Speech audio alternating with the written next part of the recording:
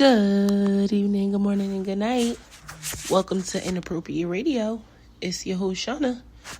Let's get into this. So, hi guys. Tonight's topic is about transmuting energy. For a while, when we had these discussions, we like to define the words that are in the topic, if it's not something already understood. Of course, transmute is a basic, mediocre word. And by the way, the Most High did not tell me we were done with the atheist series and the challenge. He did kind of have me just move on to topics, so I don't know how that's gonna go, but I'm just doing what he's telling me to do. All right. Now, transmuting, right?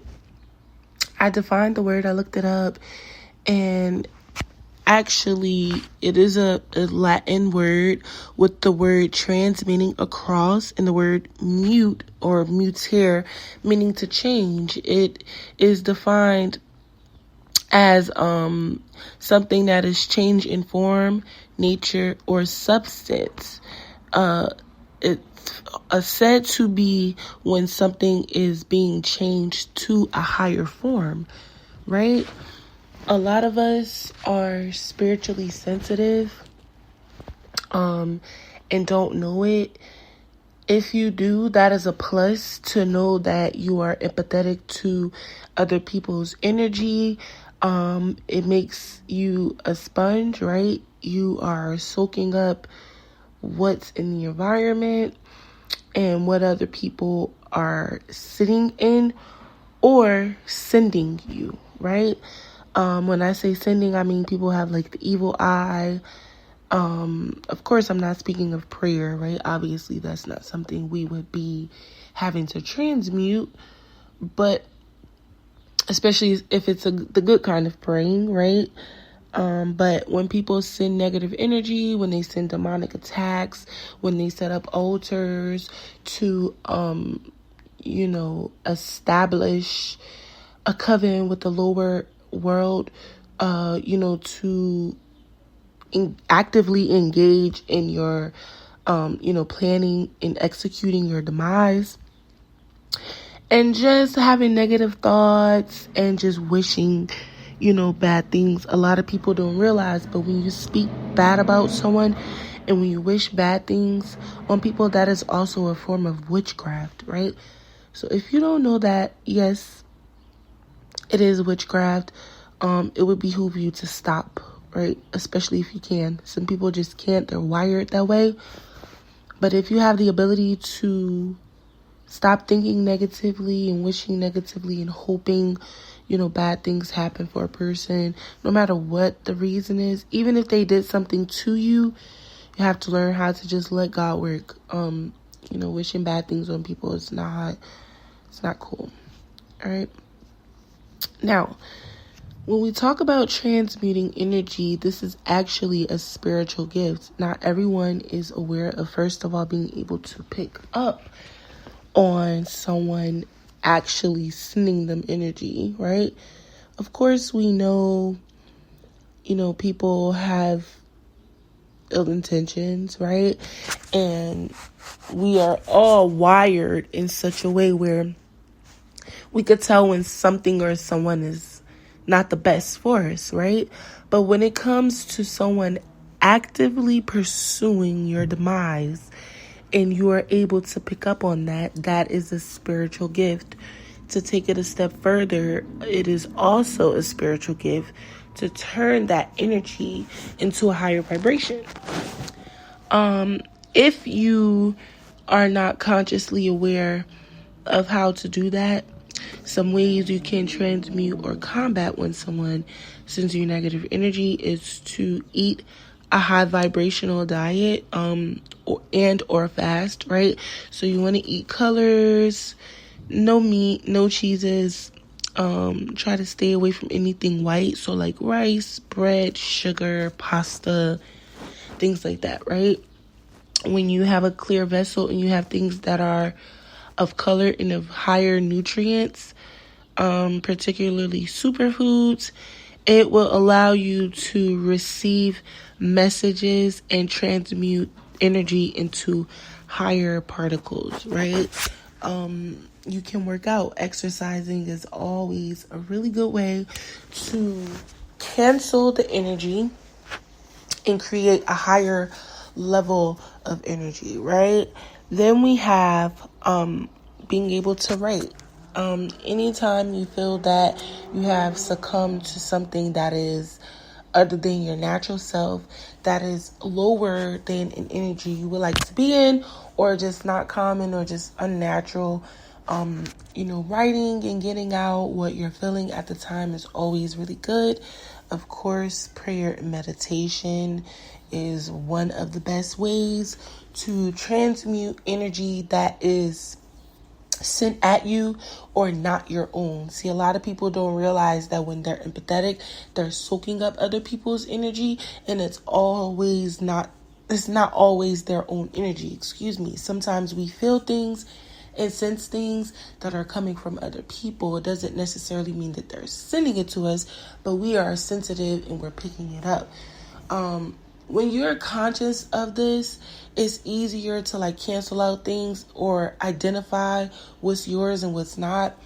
When it's coming from a stronger energy, sometimes it's harder to release it or identify that if it's your own or not.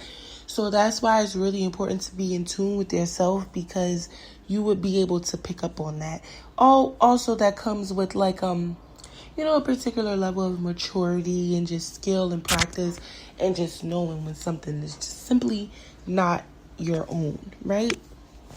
I know a lot of people that, they have a lot of different spiritual gifts with intuition and empathy, just really being something used in the beginning, right? For me especially, I know it was just being able to pick up on people's emotions, being able to place myself in people's shoes and knowing how to actively maneuver from there was something that I learned how to do early on, more in the days where I was not mature. So leading into that maturity, you'll start learning other ways that don't really cause that much movement, physical movement, to cancel out energies that are not your own. Music is also a really good way, especially high vibrational music. So if you felt as though you didn't feel good, something wasn't right, you want to break the mold of the environment, really good music. I listen to everything, so literally classical, if you wanted to listen to some high vibrational hertz, gospel, soul, classical, and I said classical, music from other genres that usually you may not listen to, or things that just simply soothe the environment or can balance out emotions, right? Inspirational music, motivational music, things like that. Now, why this is important is because as we start to grow and mature, and I mean in our spiritual sense, in our spirits, as we begin to mature and grow, we're going to learn a lot of things about what we've picked up. And we have to be able to decipher the necessity of those things, right? How much do we actually need those thoughts? How much do we actually need those feelings and emotions and ideas? How fruitful is it for us and our environments? A lot of the times we have these misconceptions that everything, that feels good is good, right? Obviously, things that feel good are not good, we know, right? But I mean places too, ideas, thoughts. Your environment should be able to provide you things that are good for your soul. If you can't go out into the actual place that you're in and get some inspiration, come up with new ideas, relax, find peace and stability, then it's probably not a good environment for you, right? So we have to learn how to just hone in on energies and be able to transmute them. Walking into a room, right?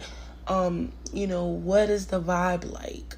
Are people talking? Are people laughing? Are people sad? Are they angry?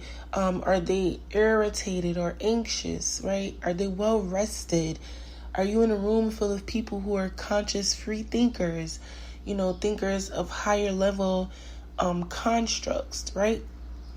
So you have to be able to identify environments that are not good for you.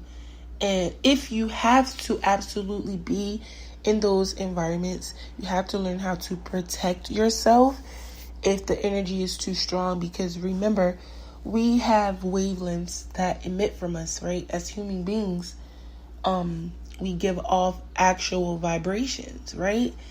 And then, of course, there's the scale of vibrations with, fear being all the way at the bottom and love being all the way at the top and everything in between, right? This chart is totally Googleable. You can look it up. Right? You can actually scale engage, right? These frequencies. It's an actual frequency that not only we have in our mind, but we emit it from our bodies. And we have to be able to protect ourselves when people are emitting a particular energy. And we have to know how to increase our own energies, not for our own health, but just for the overall sake of the environment. Going to the park, not just to exercise, but just to ground and be in nature, is another way to transmute negative energy. If you feel comfortable taking your shoes off, putting your feet on the concrete or in dirt, that would also be a plus. Being near water. And we discussed this a little, but just not in full detail. Just knowing how to raise vibrations. We've talked about, the scale and, just the different energies, but not so much actually transmuting and being aware of this actually being a thing. A lot of people, they come into environments and they just deal, not realizing like, hey, I can be the light in this darkness, or, I can be the light in this heaviness, right? So we have to learn how to identify, spaces that we just absolutely need to get away from. Or if you absolutely have to be in this space, this is how you increase the vibration. Now, sometimes people will throw things at you, actually do spells to throw you off your pivot. Those are things that the Creator will help you with, right? This is why prayer is good, praying against things that have nothing to do with the Most High. When it comes to you, right, in your existence, this is why that's important. Asking for your angels to assist with removing things that have absolutely nothing to do with you and the Creator, right? You have to learn how to ask for those things if you don't know how to actively go about removing them, or if you're not in a position to actually change it at that time, right?